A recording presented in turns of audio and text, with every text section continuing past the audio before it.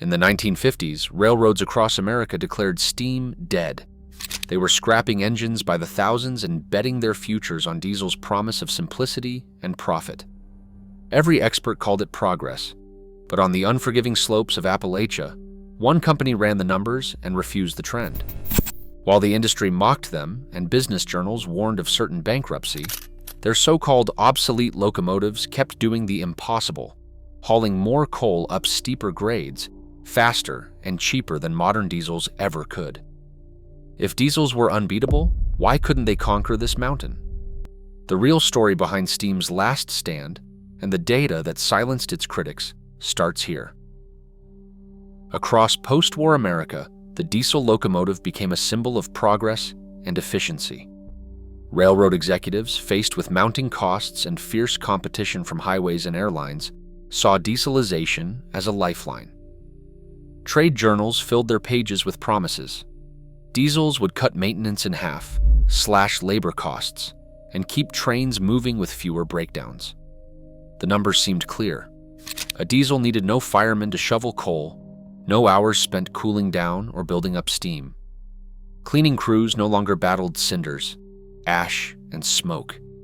In rail yards from Chicago to Los Angeles, steam engines lined up for the torch, sometimes hundreds at a time, while shiny new diesels rolled off assembly lines at EMD, ALCO, and Baldwin. The industry's marketing machine worked overtime. Full-page ads in Railway Age and Modern Railroads pictured spotless diesel cabs, boasting of engines that could run coast to coast with little more than a fuel stop and a quick inspection. Salesmen talked up the simplicity. No more complex valve gear, no more water stops every 100 miles, no more soot-blackened shop crews. Maintenance shops, once bustling with skilled machinists, shrank as diesels promised fewer moving parts and easier repairs. The pitch was irresistible to accountants and boardrooms alike. By the early 1950s, the pace of change was relentless. In 1949 alone, American railroads scrapped over 3,000 steam locomotives. By 1953, new steam orders had vanished entirely, an unbroken tradition stretching back to the 1800s brought to an abrupt halt. The Texas-Mexican Railway went all diesel by 1939. The New Haven followed in 1952. Even giants like the New York Central and Pennsylvania Railroad sent their last steam engines to the scrapyard before the decade closed. For most in the industry, the logic was unassailable. Diesels meant cleaner air in city terminals, less downtime, and a modern image for a railroad fighting to stay relevant in a changing world. Managers calculated that every ton of coal saved, every labor hour eliminated, and every maintenance shop shuttered would help keep the company afloat. The consensus was nearly absolute. Steam was finished, a relic of another era. The future, they said, belonged to diesel. Norfolk and Western's boardroom was no museum for steam nostalgia. In the early 1950s, as diesel salesmen pitched their new engines to every railroad in the country, Norfolk and Western's executives pored over traffic sheets and cost projections. Their main concern was not image or tradition. It was the bottom line. The numbers told a different story than the industry headlines. Norfolk and Western's lifeblood was coal, hauled in massive trains across the steep, winding tracks of the Appalachians. Every day, thousands of tons moved from mine to market, demanding locomotives that could deliver unbroken power at low speeds, hour after hour, regardless of grade or curve. On paper, dieselization looked expensive. The cost of replacing a fleet of precision-built steam locomotives, many of them less than a decade old, was staggering. Diesel engines promised savings on maintenance and labor, but Norfolk and Western's own calculations showed a much longer payback period than the brochures claimed, especially when the railroad's own coal fueled its steam engines for a fraction of what competitors paid for diesel fuel.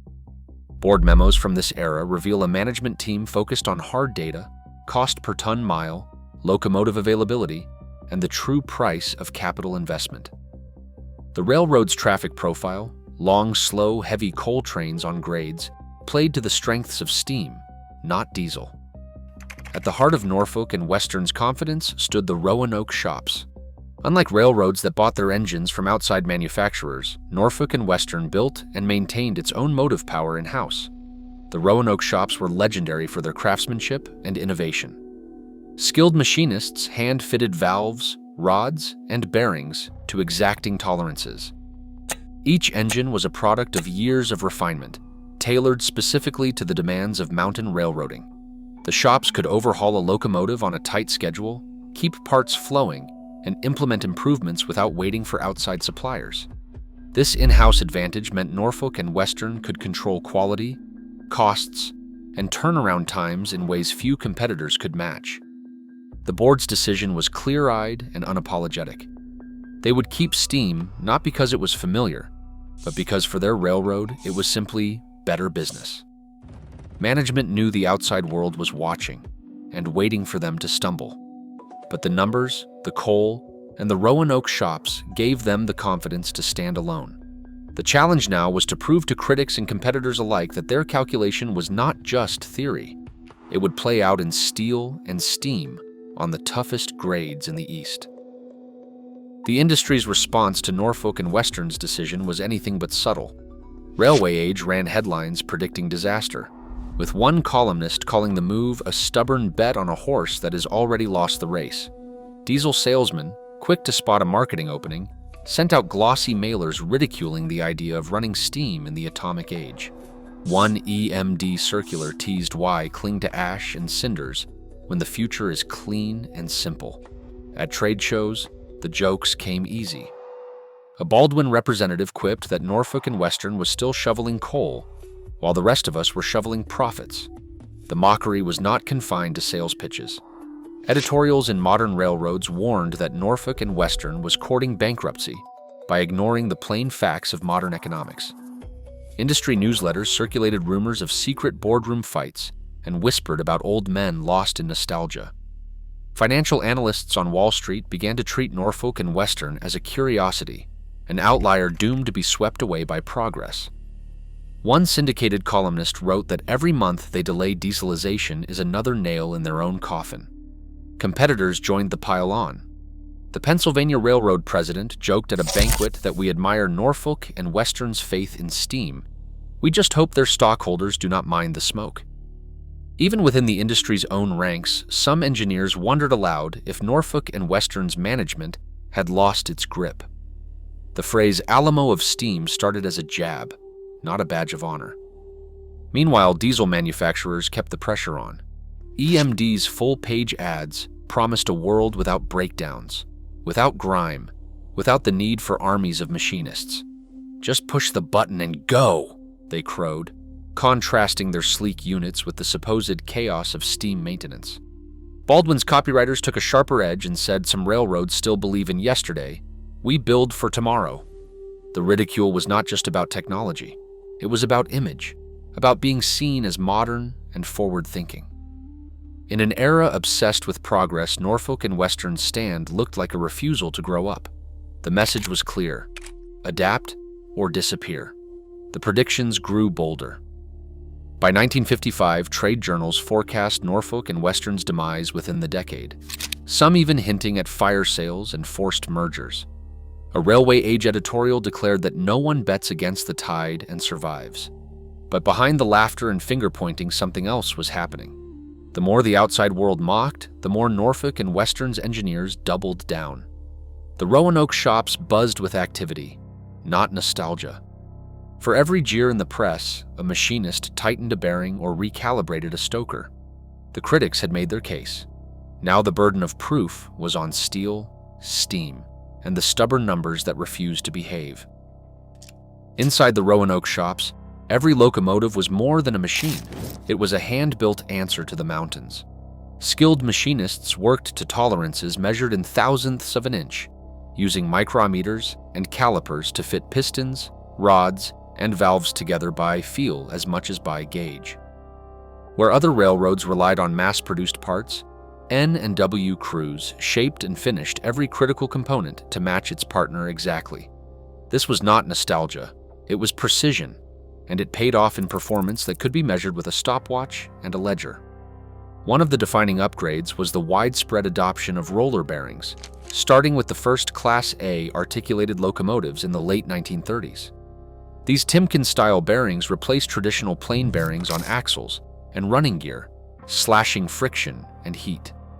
Where a conventional bearing might need frequent attention or even fail on a long mountain climb, roller bearings ran cool and steady, keeping engines in service and out of the repair bay. By the time the last Class J passenger locomotives rolled out of Roanoke in 1950, roller bearings were standard across the roster.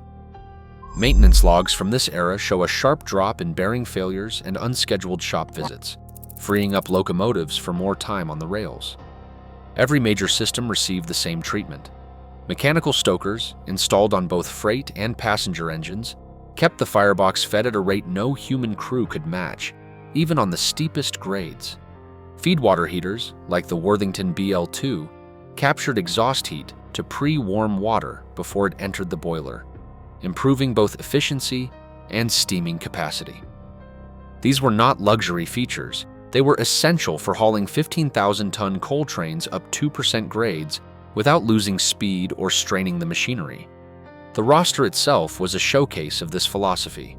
The Class A 2664 locomotives, built between 1936 and 1950, were designed for high-speed freight, blending raw, tractive effort with a top speed that could outpace most diesels.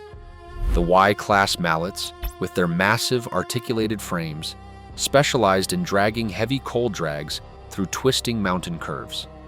And at the head of the passenger fleet stood the Class J 484 locomotives, streamlined, powerful, and capable of running 1,000-ton trains at over 100 miles per hour on the flats, yet just as steady at 40 miles per hour in the mountains. Shop protocols were strict and relentless. Overhauls ran on tight schedules, with teams assigned to every phase: boiler work, running gear, auxiliaries. Each step checked and logged. Innovations moved quickly from the drawing board to the shop floor. If a machinist found a better way to fit a bearing or adjust a valve, the method spread across the roster. The result was a fleet of steam locomotives that ran with a consistency and reliability few believed possible. As the outside world scoffed, the Roanoke shops kept turning out engines that were anything but outdated. Every improvement, every hand-fitted rod, every roller bearing, every upgrade to the auxiliary systems armed these locomotives for the real test ahead, the mountain grades where theory met reality. On the climb out of the Roanoke Valley, the rails tilt skyward at 2%, a grade that can turn a routine freight into a test of engineering. Norfolk and Western's coal trains stretched a mile or more, loaded with 15,000 tons of black rock. Each trip up the Blue Ridge meant a showdown between physics and machinery. Gravity never took a shift off. Every curve tightened the challenge. Every mile of climb demanded more from the locomotives and the crews inside them. Diesel locomotives, hailed as the future, began their assault on these grades with high hopes. But the numbers on the side of the cab did not matter to the mountain. As the diesels dug in, something happened that the sales brochures never mentioned. Traction motors, designed for high-speed running on the flats, struggled to feed power to the rails at 5 or 10 miles per hour. The harder they worked, the hotter they ran. On humid summer days, engineers watched temperature gauges edge into the danger zone. More than once, a diesel set stalled halfway up, traction motors cutting out to avoid burning themselves alive. The train would grind to a halt, and the dispatcher would call for a helper, sometimes another engine, sometimes a steam locomotive sent to finish the job the diesels could not. Inside the cab of a Norfolk and Western Y-class mallet or a Class A articulated, the routine was different. The fireman kept the mechanical stoker humming, feeding coal to a firebox big enough to roast a side of beef. The engineer watched the steam pressure hold steady, even as the grade bit deeper. Each cylinder stroke translated into raw, low-speed power, maximum tractive effort right where it mattered. Roller bearings kept the rods cool and smooth, even under the strain. The mountain did not care about marketing. It responded to torque and adhesion. Time after time, Norfolk and Western steamers kept the coal moving, passing stalled diesels on the grade or powering through curves that had left competitors' engines overheated and sidelined. On paper, the difference could be measured in tons and minutes. In practice, it was a matter of pride for the crews who worked these runs. They knew the margin for error was slim. A 15,000-ton train on a 2% grade left no room for weakness, mechanical or human. The mountain kept its own score, and on these climbs, Norfolk and Western Steam came out ahead. Annual reports from Norfolk and Western told a story that no amount of industry ridicule could erase. While competitors struggled with the costs of dieselization, Norfolk and Western ledgers showed steady profits and a bottom line that kept the boardroom calm. The most telling number was cost per ton mile. For every ton of coal hauled over the Blue Ridge, Norfolk and Western steam locomotives delivered at a lower cost than the diesels running on rival lines.